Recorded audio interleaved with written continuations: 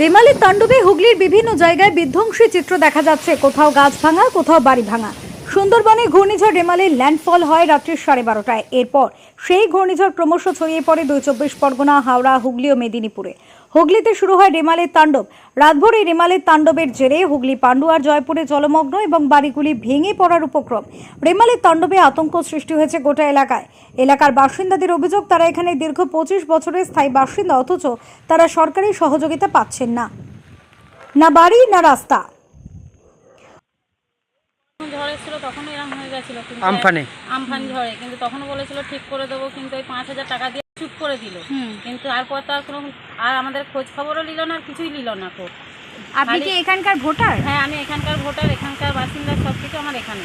আচ্ছা, তার সাথেও আপনি কিছু পাচ্ছেন না? কিচ্ছু পাই না, শুধু তিরপলটুকু পাই, আর কিচ্ছু পাই না। তো দিন আনি দিন খাই, এই তো রাস্তার এই অবস্থায়, জল পেরিয়ে পেরিয়ে যেতে হয়, জল আনতে, দোকানে, সব কিছু মাটি ফেলবে সেটুকু ওদের হয় না। আজকে কি চাইছেন আপনারা, কি দাবি করছেন? আমরা দাবি চাই যে আমাদের একটু জায়গা থল করে দিক, ভালোভাবে ঘরটা ভালোভাবে করে দিক, আর রাস্তাটা করে দিক। আর ইডব্লিউ পিডব্লিউ সব জায়গায় ঘর বাড়ি রাস্তা হয়ে গেছে, আর আমাদের পাশেই আপনাদের জমির পিছনেই রয়েছে নয়নজলি, তার উপরে কনস্ট্রাকশন হচ্ছে, বিল্ডিং হচ্ছে, অথচ আপনারা কোনো ঘর পাচ্ছেন না। এই বিষয়ে কি বলবেন আপনি? ওই জন্যই তো আমরা কিছু আমাদের বললেও আমাদের কোনো কথা শুনছেই না। ওরা খালি একটাই কথা বলছে, হ্যাঁ হবে হবে, কবে হবে?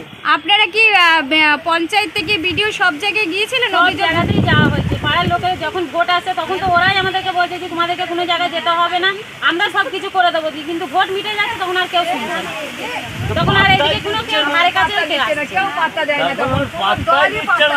আমরা কে কোন বাদশাকে কেউ বুঝাই যাচ্ছে না, কে রাজা কে।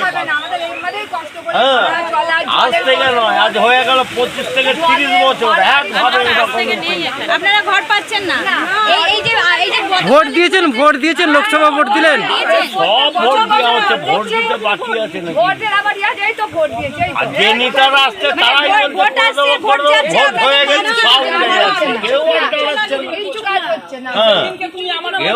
কিছুদিন আগে বললো ভিডিও থেকে লোক আসছে, মনে হলো এই কাজ হয়ে যাবে, লেখা পড়া সব হয়ে গেল, টাকা এসে গেছে, টাকা এই আসছে, তারপরে বলছে আর কিছুই। বিল্ডিং হয়ে গেছে, পুকুর সব বন্ধ হয়ে যাচ্ছে চারিদিকে। ওই ব্রিজের তলা দিয়ে এই দিককার পুরো এলাকা, থানা থেকে শুরু করে পুরো এলাকার সামনে নিবেদিতা স্কুলের ওপর দিকে যে বাড়িগুলি আছে সেই বাড়িগুলি সবই রেলের জায়গায়। সরকারের সদিচ্ছা থাকলেও রেল বা ডিবিসি বা পিডব্লিউডির জায়গায় সরকার কোনো অনুদান দিয়ে কাউকে বাড়ি করে দিতে পারে না। জায়গার মালিকানা তার নিজস্ব হতে হবে, সে লিজ হতে পারে, সে অনুমতি দখল হতে পারে, বা যে কোনো কিছু হতে পারে। বাট সরকারি জায়গায় সরকার কোনো টাকা ইনভেস্ট করে কাউকে বেনিফিশিয়ারি করতে পারে না, সেই কারণেই ওনাদেরকে ঘর করে দেওয়া যায়নি। সরকারের আর একটা প্রকল্প আছে যে যাদের অসহায় আশ্রয়হীন তাদেরকে পাট্টা জায়গা দেওয়া হচ্ছে, তাহলে সেই প্রকল্পের মধ্যে তাদেরকে আনা হলো না কেন? ওই এলাকাতে বাড়ি করবার মতো বাস্তু জায়গা খাস আছে কিনা দেখতে হবে, এবং যারা ওখানে আছেন তাদেরকে উদ্যোগ নিয়ে বিএলআর অফিসে গিয়ে জায়গা বার করে দেখাতে হবে যে এই জায়গাটায় যদি হয় তাহলে আমরা করতে পারবো। বাট ওখানেতে সেরকম কোনো খাস জায়গা আছে বলে আমাদের জানা নেই। মানে যারা ওই আশ্রয়হীন অবস্থায় রয়েছে তাদের উদ্যোগ নিতে হবে, সেটা আপনি বলছেন, কিন্তু যে খাস জায়গাটার কথা তো আপনারা জানাবেন। না না, খাস জায়গা আছে কিনা তো দেখতে হবে। এবার অতগুলো ফ্যামিলি, কাউকে যদি জায়গা দিতে হয় মিনিমাম হলেও 1 শতক 1.5 শতক জায়গা দিতে হবে। তো স্বাভাবিকভাবেই যদি 8টা ফ্যামিলি থাকে সেখানে 12 শতক বা 14 শতক জায়গা আছে কিনা সেটা আগে দেখতে হবে, এবং সেই জায়গাটা বাসযোগ্য কিনা দেখতে হবে। যদি ধান জমিতে হয় খাস জায়গা হয়তো আছে, কিন্তু চারদিকে তো ধান জমি, মাঝখানে একটা হয়তো 10 শতক খাস জায়গা আছে, সেখানটায় তুমি বাড়ি করতে পারবেন না। আচ্ছা, তাহলে এই যে খাস জায়গাটা যে আছে কিনা এটা এই তদারকিটা কে করবে? এই তদারকিটা পঞ্চায়েত করবে, বা যারা আছেন তাদের উদ্যোগ নিতে হবে।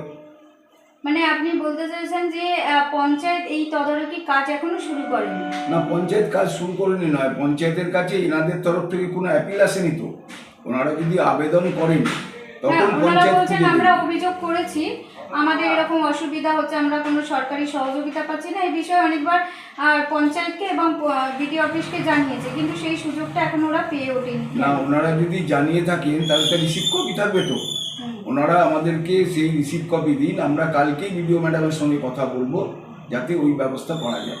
কিন্তু ওনারা আদৌ জানিয়েছেন কিনা, মুখে মুখে বলে দিচ্ছেন জানিয়েছি, আদৌ তারা জানিয়েছেন কিনা সরকারিভাবে, তাহলে তো তার রিসিভ কপি থাকবে, সে পঞ্চায়েতেই দিক বা বিডিও অফিসেই দিক। যদি তাদের কাছে রিসিভ কপি থাকে তারা আমাদের সঙ্গে যোগাযোগ করুন বা বিডিওর সঙ্গে যোগাযোগ করুন, আমরা বিডিও ম্যাডামের সঙ্গে কথা বলব। ওরা ওই জায়গাটাতে ওরা দীর্ঘদিন ধরে বাস করছে, ওদের নিজস্ব কোনো দ্বিতীয় মাটি কিছু নেই, ওখানে যা হোক করে গরিব মানুষ বাস করে। ওখানে আমরা ওদের বড়দের যা পারি আর কি একটা ত্রিপল দিয়ে সাহায্য করতে পারি। জায়গাটা যেহেতু নিজের নামে নয়, তাই জন্য ওরা বাড়ি ঘরদরও করতে পারছে না, সরকারিভাবে করে দেওয়া যাচ্ছে না। ওদের সরকারি আবাসন প্রকল্পে বহুবার নাম এসেছে, ফেরত দিয়েছে। এখানে আমাদের এই পাড়াতে পঞ্চায়েতের মেম্বার আছেন সিপিআইএম পার্টির, সেটা উদ্যোগ নিয়েই এটা করা হচ্ছে দীর্ঘদিন ধরে। বামফ্রন্ট সরকার যখন চলে যাচ্ছে, নিজ ভূমি নিজ গৃহ একটা প্রকল্প নিয়েছে, তাতে এদের নাম ছিল যে সরকার জায়গা কিনে এদেরকে বাড়ি করবে। কিন্তু বামফ্রন্ট সরকার চলে যাওয়ার পরে এই সরকার সেই প্রজেক্টটাকে আর এগোলো না, বন্ধ করে নিজ ভূমি নিজ গৃহ প্রকল্পটা, যার ধরুন এদেরকে আর জায়গাও সরকারিভাবে দেওয়া হলো না, এরা বাড়িও করতে পারে। মানে দীর্ঘ অনেক বছর ধরে, এখানে 20-25 বছর ধরে দীর্ঘদিন ধরে আছে। তার পরবর্তীকালে এরা এই পুকুরটা ঠিকঠাক ছিল, পুকুরের পাড়টাতে এরা বাস করত। জায়গাটা রেলেরও জায়গা নয়, জায়গাটা পুকুর মালিকের জায়গাটা, ওই রেলের লাইনের ধারে বাস করে এরা, পাশে একটা পুকুর আছে, রেল লাইনের ধারে বাস করে। এবার সেই জায়গাতে দাঁড়িয়ে এটা আমাদের দীর্ঘদিনের দাবি ছিল যে এই পুকুর পাড়টা যদি বাঁধাই করে দেওয়া হয়, করে দিয়ে ওখান দিয়ে একটা রাস্তা করে দেওয়া হয়। এটা স্যাংশন হয় 2021 সালে বিধানসভা নির্বাচনের পরে। 2023 সালের এই পঞ্চায়েতের নির্বাচন, তারপরে পরেই এটা একটা স্যাংশনও হয়, প্রায় 26-27 লক্ষ টাকা। সেই সময় পান্ডুয়ার বিডিও ছিলেন মাননীয় সাথী চক্রবর্তী মহাশয়। সেটা পঞ্চায়েত ভোট হয়ে যাওয়ার পরেই ওটা স্যাংশন হয়, কাজটা শুরু হওয়ার মতো। ইন দ্য মিন টাইম আমাদের এই পাড়াতে তৃণমূলের একজন প্রতিদ্বন্দ্বিতা করে পঞ্চায়েতের নির্বাচন, সে হেরে যায়। সে কাজের ওয়ার্ক অর্ডার বেরিয়ে যায়, টেন্ডার হয়, ওয়ার্ক অর্ডার পেয়ে গিয়ে যে কন্ট্রাক্টর কাজ পায়, সে আমাদের এখানকার যিনি পঞ্চায়েতের মেম্বার সিপিআইএম পার্টির প্রতীকে নির্বাচিত, তার সঙ্গে কোনো রকম যোগাযোগ করে, পাড়ার কোনো মানুষের সঙ্গেও কোনো যোগাযোগ করে। ঘূর্ণিঝড়ের তাণ্ডবের জেরে গোটা এলাকায় রাত কাটলো আতঙ্কে। সকাল থেকে বৃষ্টি আর ঝড়ের দাপট, রেমালের বিদায় আর সরকারি সাহায্যের আশায় গোটা এলাকা।